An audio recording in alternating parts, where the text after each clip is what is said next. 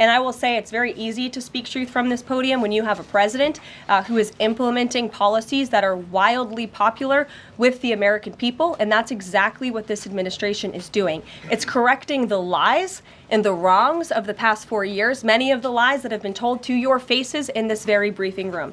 I will not do that. But since you brought up Truth Seek, I would like to point out, while I vowed to provide the truth from this podium, we ask that all of you in this room hold yourselves to that same standard. We know for a fact there have been lies that have been pushed by many legacy media outlets in this country about this president, about his family, and we will not accept that. We will call you out when we feel that your reporting is wrong or there is misinformation about this White House. So yes, I will hold myself to the truth, and I expect everyone in this room to do the same. One, on the freeze in federal funding, who advised the president on the legality of telling government agencies that they don't have to spend money that was already appropriated by Congress? Well, as the OMB memo states, this is certainly within the confines of the law. So White House counsel's office believes that this is within the president's power to do it, and therefore he's doing it. Okay, so they disagree with lawmakers who say that they don't have the power to freeze this funding. Again, I would point you to the language in the memo that clearly states this is within the law.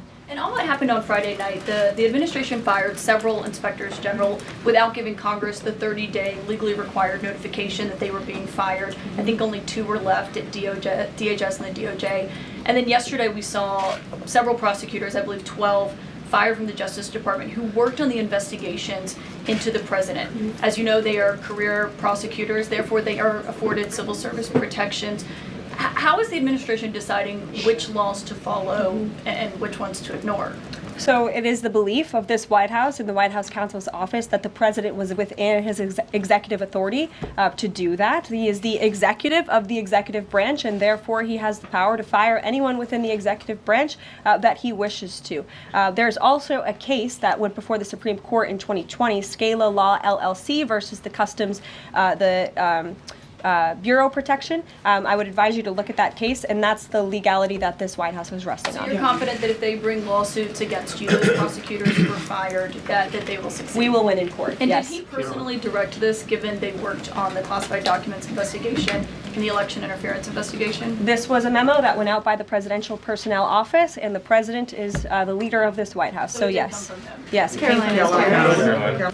When you're up here in this briefing room speaking to the American public, do you view yourself and your role as speaking on, advocating on behalf of the president or providing the unvarnished truth that is, not to lie, not to obfuscate to the American people? I commit to telling the truth from this podium every single day. I commit to speaking on behalf of the President of the United States. That is my job. And I will say it's very easy to speak truth from this podium when you have a president who is implementing policies that are wildly popular with the American people, and that's exactly what this administration is doing. It's correcting the lies and the wrongs of the past 4 years, many of the lies that have been told to your faces in this very briefing room. I will not do that.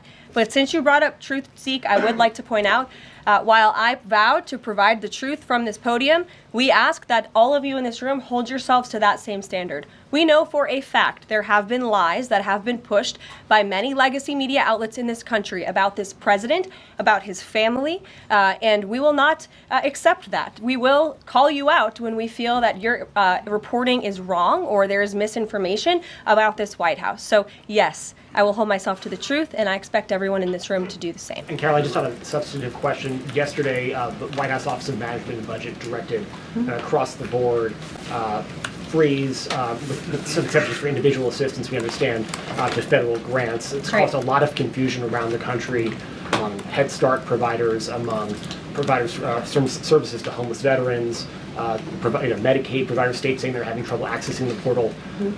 Could you help us clear up some of the confusion, give some certainty to folks, and also is that uncertainty, how does that uncertainty service the president's voters?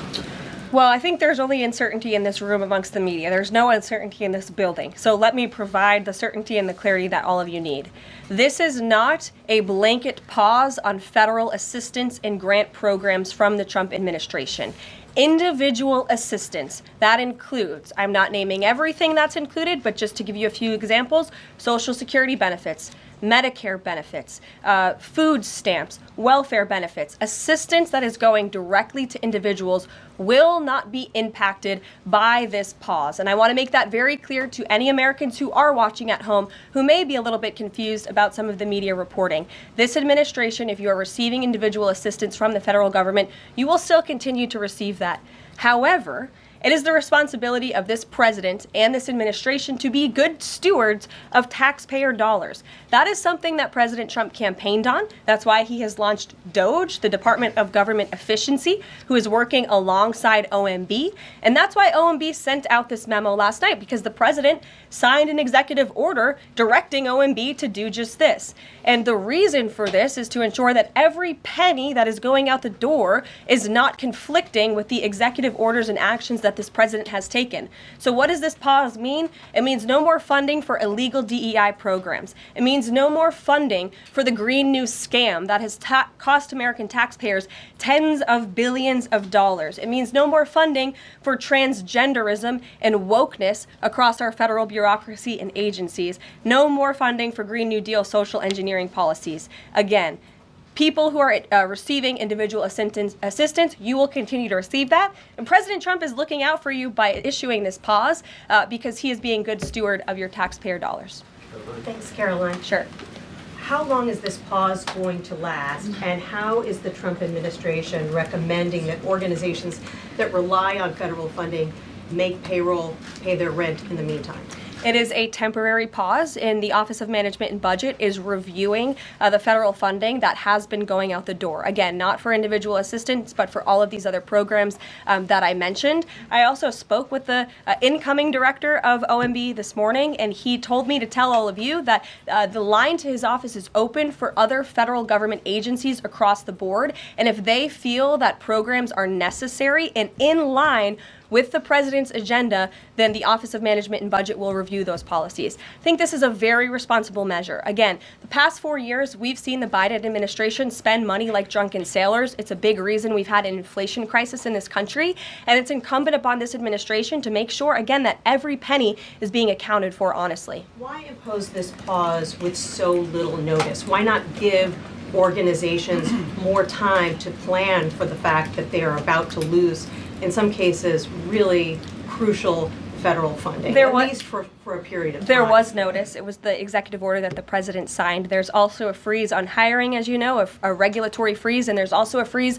on foreign aid. And this is, again, incredibly important to ensure that this administration is taking into consideration how hard the American people are working. And their tax dollars actually matter to this administration. You know, just during this pause, DOGE and OMB have actually found that there was $37 million that was about to go out the door to the World Health Organization, which is an organization, as you all know, that President Trump, with the swipe of his pen in that executive order, is no longer wants the United States to be a part of. So that wouldn't be in line with the president's agenda.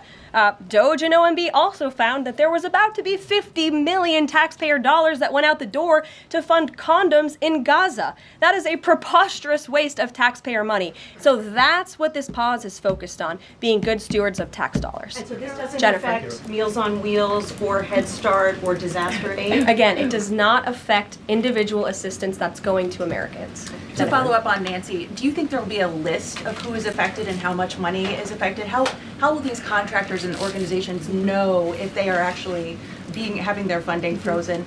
And then secondly, if you're willing, can you just clarify, is the end goal of this to essentially challenge Congress or to prove that the president can withhold federal funding? In other words, is this an attempt to pick a fight to prove that he can do this? No, absolutely not. As it says right here in the memo, which I have, and I'd encourage all of you to read it, it says the American people elected President Trump to be the president of the United States and gave him a mandate to increase the impact of every federal dollar. This memo requires federal agencies to identify and review all federal financial assistance programs and supporting activities consistent with the president's policies and requirements. The American people gave President Trump an overwhelming mandate on November 5th, and he's just trying to ensure that the tax money going out the door in this very bankrupt city actually aligns with the will and the priorities of the American people. So will there be a Brian list? Glenn. Yes. Welcome. You Thank look you. great. You're doing a great job. Thank You talked you. about transparency And some of us in this room know how just transparent President Trump has been the last 5 or 6 years. I think you'll do the same. My question is, do you think this latest incident with the president of Colombia is indicative of the global, powerful respect they have for President Trump moving forward, not only to engage in economic diplomacy with these countries, but also world peace? Absolutely. I'll echo the answer that the president gave on Air Force One last night when he was asked a very similar question by one of your colleagues in the media. This signifies peace through strength is back.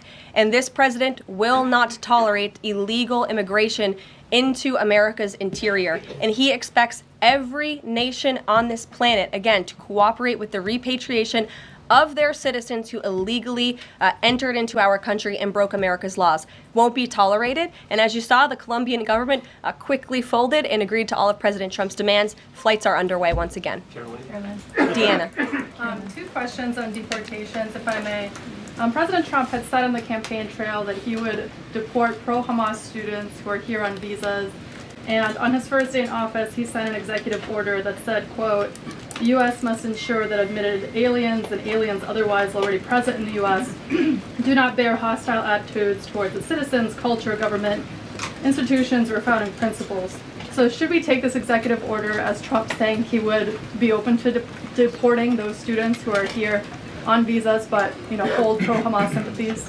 The president is open to deporting individuals who have broken our nation's immigration laws. So if they are here illegally, then certainly he is open to deporting them. And that's what this administration is hard at work at doing. We receive data from DHS and from ICE every single day.